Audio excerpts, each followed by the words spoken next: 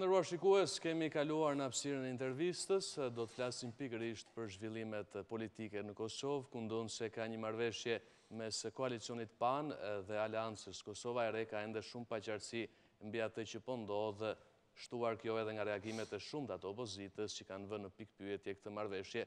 Për të diskutuar këto dhe shumë të tjera, kam të ftuar në studio analistin Ben Andoni, të cilin e falenderoj edhe për prezencën. Përshëndetje. Zoti Andoni, patëm një marrëveshje mes koalicionit PAN dhe AKR-së Behgjet Pacollit, megjithatë një marrëveshje e dhimbshme, nëse mund ta quajmë, për koalicionin PAN, pasi për të marrë 4 deputet ka dhënë 5 ministri, nëse mund t'i themi kështu. Ju si e pat këtë akord? Shumë tepër. Zë thoja dhimbshme, por pak shqetësuese për të ardhmen e Kosovës. Përveç numrit të ministrive që kanë marrë dhe 7 portofolë zëvendësministrash, plus dhe akseset tjera në qeveri. Dhe kjo është një paradoks shumë i madh, sepse vetë PDK-ja që është partia e cila ka marrë më shumë vota, domethënë, ka vetëm 6 portofolë ministrish, dhe AK-ja ka diçka më pak, bashkë me nismën. Dhe i gjithë konfigurimi në vetvete, domethënë, është tejet shqetësues për të ardhmen të themi të punëve ekzekutive të Kosovës. Çfarë do të thotë një qeveri e kompozuar në mënyrë të tillë? Po do të thotë që mos të marrësh dot asnjë vendim strategjik. Ti je shumë i penguar në çdo hap. Po duke u kthyer pak te pyetja e parë, ishte që zgjedhjet e fundit, ashtu si zgjedhjet përpara tyre në vitin 2014, kanë treguar përfundimisht që morali politik në Kosovë është në kotat më të ulta. Ndërsa, duke u kthyer sërish tek pyetja juaj e momentit, është që Kosova po tregon me klasën e vet politike që më shumë se sa shteti interes ka thjesht marrja e pushtetit. Dhe kjo është vërtet shqetësues për mënyrën se si po reflektohet në masën e madhe kosovare. Këto ditë ka pasur referimet shumëta të njerëzve që po tentojnë të largohen nga Kosova, që kuptohet burime ndryshme kosovare i kanë hedhur poshtë, por ndërkohë shqetësimi më i madh është që Lista Serbe bëhet realisht faktor për të gjitha vendimet që do marrë qeveria e ardhshme e Kosovës. Megjithse në momentin që ne të dy po flasim, Lista Serbe po bën një lloj, të themi, subversioni që duke thënë që akoma nuk është gati të jetë pjesë e koalicionit, por patjetër që do jetë pjesë e koalicionit dhe do diktoj shumë. Dhe kushtet janë të tmerrshme. Nisur nga mënyra se si u mor vendimi për të patur një bashkëpunim. Pacollin e pam shumë vendosur fillimisht në koalicionin e tij me LDK-n. Çfarë mendoni se ka ndryshuar në optikën e tij?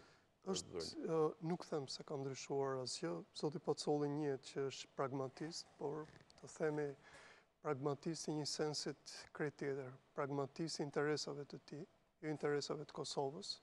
Fatkeqësisht ka përdorur në çdo moment, në ligjërimin e tij ka përdorur fatin e Kosovës. Në fakt, të bësh ndryshime kaq radikale për 3 muaj tregon që mungon një lloj serioziteti. Mungon një lloj serioziteti dhe është e pamundur që paterica të cilën ai po ja vendos koalicionit PAN të ndihmojë sadoqoftë realizimin e dur të detyrave që do i vendosë ekzekutivi i ri kosovar. Ka dhe një problem tjetër të madh që unë dua ta parashtroja me ju. Kosova po na jep dhe një paradoks tjetër gati të papar, që partia e cila është në vendin e 4 për sa i përket votave të fituara, ose 5, nuk kemi sigurt për këtë, nxjerr kryeministrin e vendit.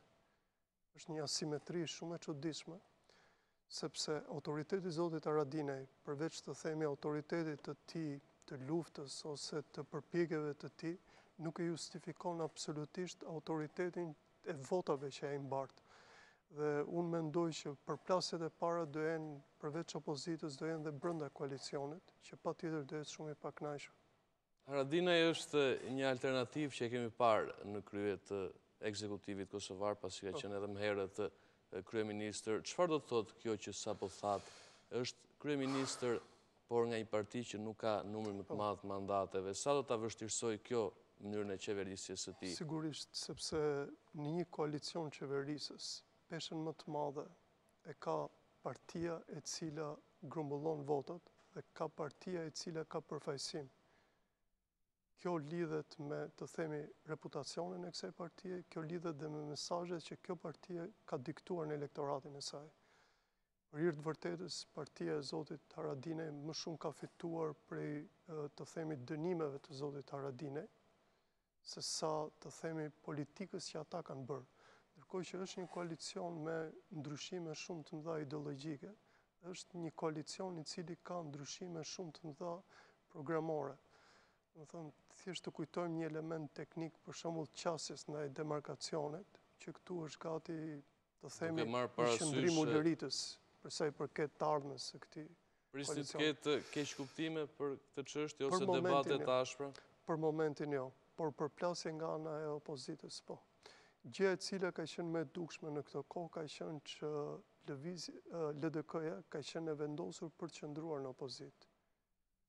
Paçka se në vitet e fundit Kosovës i ka kushtuar shumë drejtimi LDK-s dhe, të themi, konjunkturat e saj, LDK-ja po qëndron në opozitë me një lloj zgjuarësie, mendojmë, pragmatiste, për të parë hapin që do ketë dhe kurimin e imazhit të saj me zgjedhjet e ardhshme, që unë besoj që do jenë brenda një viti. Po vendimet e fundit për të bërë marrëveshje ju e cilësuat pak më parë si një humbje e moralit në politikën kosovare. Sa ndikojnë këto në zbehjen e besueshmërisë së qytetarëve kundrejt klasës së politikanëve? Politika, të themi, elektorati kosovar, ashtu si elektorati shqiptar, e ka dhënë verdiktin e vet dhe ju e dini shumë mirë që verdikti është me fillimisht jo thjesht me votat që hedh, po me pjesëmarrje. Pjesëmarrja në Kosovë dhe në Shqipëri për hir të vërtetës ka qenë shumë zgënjyese. Kjo tregon reagimin e parë të publikut me politikat që ndjekin. Dhe zoti Pacolli, paçka se ka pasur, të themi, shumë akses në qeveritë shqiptare, në qeveritë kosovare, kuptohet pak të pjeshme, sepse dhe koha nuk i ka premtuar, nuk ka mjaftuar që ai të shtojë elektoratin, ose nuk ka mjaftuar që ai të plazmojë një qëndrim tjetër të AKR-s.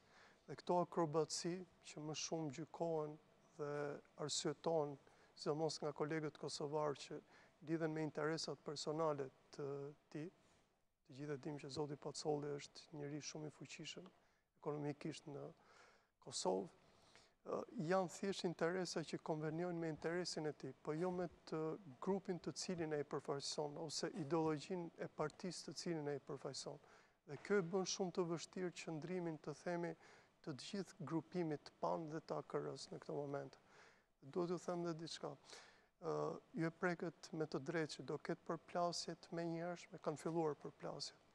Për shembull, një nga dikasteret që i është dhënë nismës, që është një parti minore në grupin e madh. Edhe në firmosjen e marrëveshjes, Lima ju pa janë anashkaluar edhe nga gazetarët. Pa janë anashkaluar, por nga ana tjetër, zoti Lima ka qenë një mbështetës shumë i madh i kolegut të tij Haradinaj. Gjithsesi, nga, të themi, nga rishtat e dyta të partisë, unë do të quaj rishtin e parë, sepse zoti Jakub Krasniqi ka një imazh në Kosovë, ka dhe një staturë politike, sot është përgjigjur që nuk e merr përsipër dikasterin e arsimit për çfarë do lloj kushti nëse do i afrohesh atij. Kjo tregon që ka pa kënaqësi dhe brenda koalicionit. Ndërkohë me që jemi tek koalicioni, përmendëm pak më parë Listën Serbe.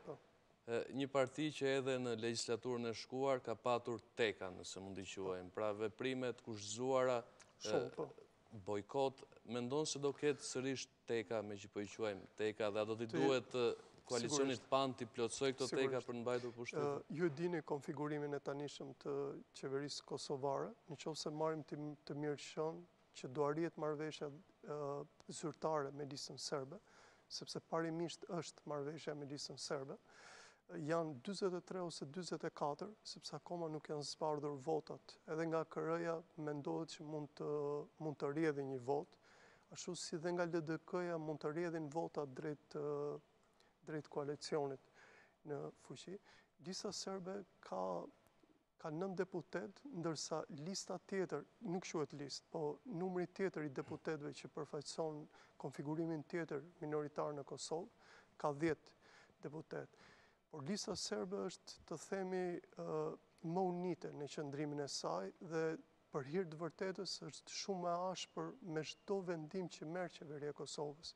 Dhe duhet të dini që kërkesa kryesore tani e listës serbe diktohet, për shembull, kërkojnë akses deri në kreun e shtetit. Do të thotë që një ide është që të kërkojnë gati akses në një post të krijuar për zëvendës presidentin e Kosovës. Dhe zëvendës presidenti i Kosovës mos të jetë honorific, po të jetë njeriu i cili të ketë dubël firmën e presidentit të vendit. Dhe kjo e fut vendin gati në një kaos shumë të madh. Duke parapar dhe problemin e Trepçes dhe komunave që janë atje, dhe me diktimin që ky grupim do i vendosi qeverisë Kosovës, problemi shtohet akoma më shumë. Mos të them edhe për sa i përket forcave FSK-s, që autoritetet serbe kërkojnë përveç zëvendës komandantit, kërkojnë njësinë e tyre ushtarake që të jetë, të themi, etnikisht slav, dhe varësia tjetë thjesht nga autoriteti serb aty. Kjo bën, të themi, jo thjesht diktuese në këtë koalicion, por një penguese reale të frymarrjes së vërtet qeverisë të Kosovës. Çfarë zhvillime shprisni në kuadrin e përpjekjeve për të themeluar forcat e armatosura kosovare? Po, mendoni se do të ketë sërish përpjekje për të themeluar me anë të ndryshimeve ligjore? T'ju them diçka. I gjithë elementi që lidhet me FSK-n ka si mbështetje të parë mbështetjen e autoritetit të Shteteve Bashkuara të Amerikës dhe të NATO-s. Kuptohet që autoritetin e saj e bën nëpërmjet njësisë që ka në Kosovë dhe që në çdo moment janë treguar shumë të matur për të ardhmen e kësaj force. Mënyra se si ata e kanë shtruar problemin dhe mënyra se si ata kërkojnë që legjislacioni të marrë pak kohë, me sa duket është përcaktuar shumë mirë nga parashikimi që ata kanë bërë për konfigurimin politik të Kosovës. Është e pamundur të kërkosh, të themi, shëndrimin me njëherë të ushtrisë së Kosovës nga njësia që është tani, pa përgatitur një platformë juridike, që në këtë moment është gati e pamundur. E qartë. Dhe lehtësimi që më përpara i, të themi, autoritetit NATO-s dhe i Shteteve Bashkuara të Amerikës, besoj që është lehtësim shumë i drejtë. Ndërkohë kemi patur edhe reagimet e opozitës, që në këtë rast janë lëvizja vetëvendosje dhe LDK si parti e madhe opozitare. Si keni parë qëndrimet e ish kryeministrit Mustafa, kryeministrit në detyrë të paktën deri në zgjedhjen e zotit Haradinaj? Mustafa në të ka paralajmëruar zgjedhje brenda 6 muajve. Zoti Mustafa është shumë i kënaqur me opozitën në këto momente. Mendon që për 3 muaj sa kanë kaluar zgjedhjet dhe me 6 muaj që ka parashikuar, po unë besoj që do kaloj një vit nga kërkesa për zgjedhje të tjera të Kosovës, do i mjaftoj për të rregulluar imazhin e tij. Në fakt, është e pamundur sepse nëse kujtesa e tij është e vogël, kujtesa e popullit kosovar është e madhe. Çdo të thotë, Zoti Mustafa, që në 100 ditët e para kur ka qenë në qeverinë e Kosovës, nga Kosova ka pas gati shpërngulje masive të njerëzve që kanë kërkuar, që kanë dashur të ikin për kushte më të mira. Ndërkohë Zoti Mustafa lidhet me shumë probleme tjera në Kosovë. Thjesht kujtoj pensionet e UÇK-s, që vërtet arriti që t'i aplikonte që të merreshin, po kjo mënyrë aplikimi bëri atë fryrjen masive që Kosovën e vendosin një ngërç me FMN-n.